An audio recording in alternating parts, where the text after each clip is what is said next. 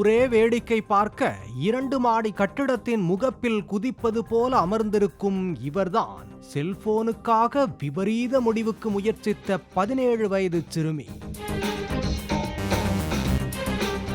சிவகங்கை மாவட்டம் காரைக்குடி கலைஞர் சாலையில் வசிப்பவர் ஆட்டோ ஓட்டுநர் ரவிச்சந்திரன்.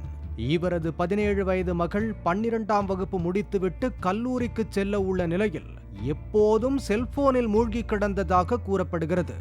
இதனால் தனது மகளிடம் இருந்து செல்போனை பறித்த அவரது தந்தை அதனை ஒளித்து வைத்ததால் தனக்கு மீண்டும் செல்போன் வேண்டும் என்று அடம் பிடித்த அந்த சிறுமி தந்தையை மிரட்டும் விதமாக 2 தளங்களை கொண்ட வீட்டின் மொட்டை மாடிக்கு சென்று குதித்து உயிரை மாய்த்துக் கொள்ள போவதாக கூறி குதிக்க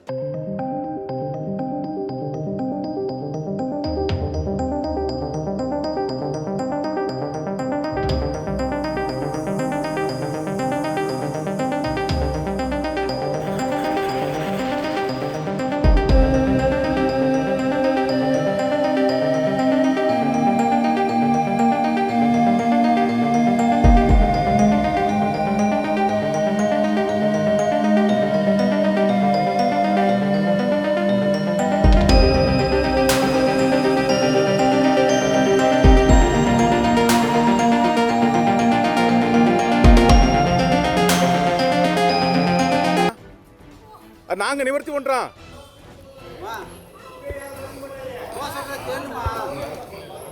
அப்போது தீயணைப்பு வீரர்களுடன் அருகில் சென்ற பெண் காவல் ஆய்வாளர் அன்னக்கிளி என்பவர் பேசுவது போல அருகில் சென்றார். அவரை கண்டு அந்த சிறுமி குதிக்க முயன்றார். உடனடியாக அவரை கீழே விழுந்து விடாமல் இழுத்து பிடித்த காவல் ஆய்வாளர் தீயணைப்பு வீரர்களின் உதவியுடன் சிறுமியை பத்திரமாக மீட்டார்.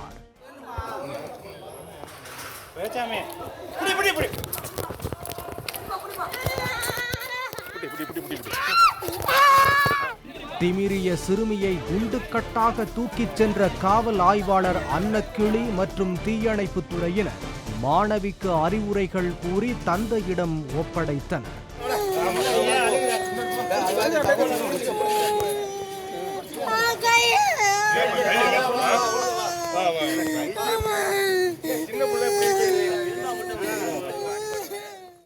பெற்றோர்களே உஷார், உங்கள் வீட்டு பிள்ளைகள் செல்போனுக்கு அடிமையாகாமல் பார்த்துக் கொள்ளுங்கள். அப்படி செல்போன் அடிமைகளாக இருந்தால் நிலைமையின் விபரீதத்தை எடுத்து கூறி அவர்களிடம் இருந்து செல்போனை கொஞ்சம் கொஞ்சமாக பிரித்து இயல்பு நிலைக்கு கொண்டு வந்து இதுபோன்ற விபரீதங்களை தவிர்க்குமாறு காவல்துறையினர் கேட்டுக்கொண்டனர். பாலிமர் செய்திகளுக்காக காரைக்குடி செய்தியாளர் பாபு சரவணன்.